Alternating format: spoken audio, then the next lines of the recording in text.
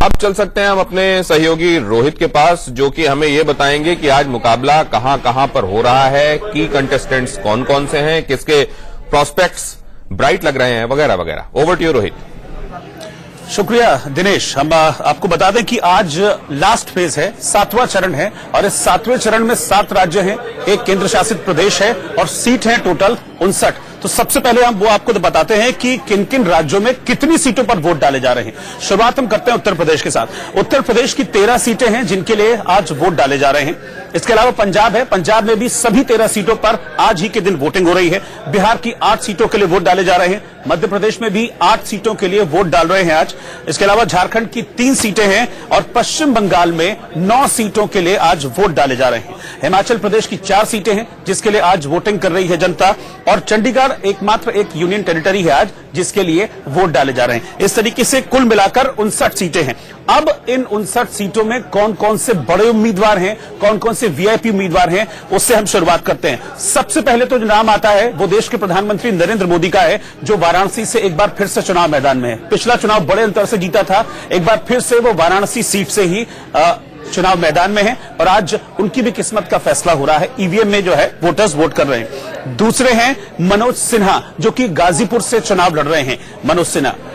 मनोज सिन्हा के बाद अगर हम बात करें तो कई ऐसे बड़े उम्मीदवार हैं, कैंडिडेट हैं जिनकी किस्मत आज दांव पर है। अनुप्रिया पटेल की हम बात करते हैं, एनडीए में सहयोगी हैं बीजेपी की, मिर्जापुर सीट से वो चुनाव लड़ रही हैं। अनुप्रिया पटेल अपना दल के टिकट पर चुनाव मैदान में है, अपना दल की अध्यक्ष भी हैं अनुप्रिया पटेल। महेंद्र नाथ पांडे की हम यहां पर बात करते हैं। महेंद्र नाथ पांडे जो कि उत्तर प्रदेश बीजेपी के अध्यक्ष हैं और चंदौली लोकसभा सीट से इस बार चुनाव मैदान में है। उनके साथ साथ यूपी में बीजेपी की प्रतिष्ठा भी जुड़ी हुई है, क्योंकि वो खुद भी कैंडिडेट हैं। अब जो अगले उम्मीदवार हैं, रवि किशन गोरखपुर सीट से उम्मीदवार हैं। गोरखपुर सीट जो कि हमने देखा था कि उपचुनाव में छीन ली थी बीजेपी से, एक बार फिर से जिम्मेदारी है रवि किशन के ऊपर। आरपीएन सिंह कांग्रेस के नेता हैं, कांग्रेस का जब शासनकाल था गृह राज्य मंत्री रह चुके हैं। वो कुशीनगर लोकसभा सीट से इस बार चुनाव मैदान में हैं। मीरा कुमार, अब हम बिहार की ओर बढ़ते हैं, यूपी से बिहार की ओर बढ़ रहे हैं। सासाराम सीट से चुनाव लड़ रही हैं और मीरा कुमार इस सीट से 2 बार पहले एमपी रह भी चुकी हैं, लेकिन लास्ट इलेक्शन मीरा कुमार जो हैं वो हार गई थी। इस बार उनके ऊपर जिम्मेदारी होगी कि फिर से अपनी सीट को वो जीत पाएं। मीसा भारती पाटलिपुत्र सीट से चुनाव लड़ रही हैं, लालू यादव की बेटी हैं, और वो इस तरह से पोर्ट्रेट कर रही हैं जैसे कि लालू यादव की विरासत को एक बार फिर से जिंदा करना चाहती हैं। इसके अलावा अश्विनी चौबे बक्सर सीट से हैं, चुनाव में मंत्री रहे हैं वो मोदी सरकार में। अश्विनी चौबे और बक्सर सीट से एक बार फिर से वो चुनाव मैदान में हैं। इसके अलावा आरके सिंह आरा सीट से पिछली बार चुनाव लड़े थे, वो पहला इलेक्शन था उनका, एक बार फिर से उनको टिकट दिया गया है और आरा सीट से आज वो भी एक बड़े कैंडिडेट के तौर पर चुनाव लड़ रहे हैं। उपेंद्र कुशवाहा आरएलएसपी के अध्यक्ष हैं। उपेंद्र कुशवाहा काराकाट सीट से चुनाव मैदान में है और काराकाट सीट आपको बता दें कि नक्सल प्रभावित है, इसलिए थोड़ा पहले वहां पर वोटिंग खत्म हो जाएगी। इसके अलावा रविशंकर प्रसाद पटना साहिब सीट से वो चुनाव लड़ रहे हैं। मुकाबला यहां पर बहुत ज्यादा दिलचस्प है, क्योंकि अगले दिग्गज का जो नाम मैं बताने जा रहा हूं वो भी इसी सीट पर है और वो है शत्रुघ्न सिन्हा। तो ये बहुत जबरदस्त जो है मुकाबला है वो होने जा रहा है दोनों के बीच में, रविशंकर प्रसाद और शत्रुघ्न सिन्हा के बीच में ये मुकाबला इस सीट से होने वाला है। ये अब जो अगली सीट है वो एकमात्र यूनियन टेरिटरी है, चंडीगढ़ सीट, जिससे किरण खेर बीजेपी के टिकट पर चुनाव मैदान में है। किरण खेर लास्ट इलेक्शन जीती थी, इस बार उनके पति अनुपम खेर ने भी उनके लिए जमकर प्रचार किया है और आज उस सीट पर यूटी पर यूनियन टेरिटरी पर वोट डाले जा रहे हैं किरण खेर के लिए। अब बढ़ते हैं पंजाब की ओर, गुरदासपुर की बात करते हैं। सनी देओल एक स्टार चेहरा बीजेपी ने उतारा है गुरदासपुर से। आपको बता दें कि गुरदासपुर से बीजेपी की ओर से पिछली बार जो चुनाव जीते थे वो भी स्टार थे, विनोद खन्ना, लेकिन उनके निधन के बाद ये सीट खाली हुई, फिर कांग्रेस के खाते में चली गई। अब बीजेपी में वापस इसको लाने की जिम्मेदारी सनी देओल के कंधों पर डाली गई है।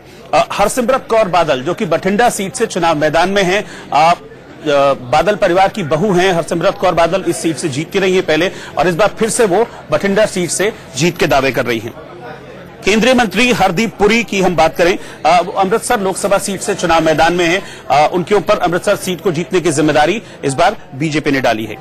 इसके अलावा अगर हम अगली सीट की हिमाचल प्रदेश की बात करते हैं, अनुराग ठाकुर लंबे वक्त से हमीरपुर सीट से सांसद रहे हैं और चौथी बार उनको फिर से टिकट दिया है, चौथी बार फिर से उनको बीजेपी ने चुनाव मैदान में उतारा है। उनके ऊपर जिम्मेदारी है इस सीट को फिर से जीतने की। मनीष तिवारी कांग्रेस के बड़े नेता, कांग्रेस की सरकार में मंत्री हुआ करते थे मनीष तिवारी, और उनको आनंदपुर साहिब सीट से टिकट दिया गया है, वो इस सीट से चुनाव मैदान में है।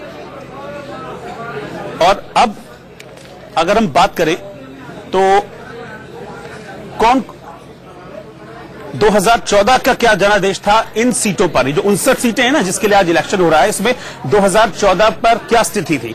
बीजेपी की सबसे पहले मैं बात करता हूं, इन 59 सीटों में से 36 सीटें पिछली बार बीजेपी जीतने में कामयाब रही थी, यानी कि जो मेजॉरिटी शेयर था वो इन सीट्स में वो भारतीय जनता पार्टी के पास था।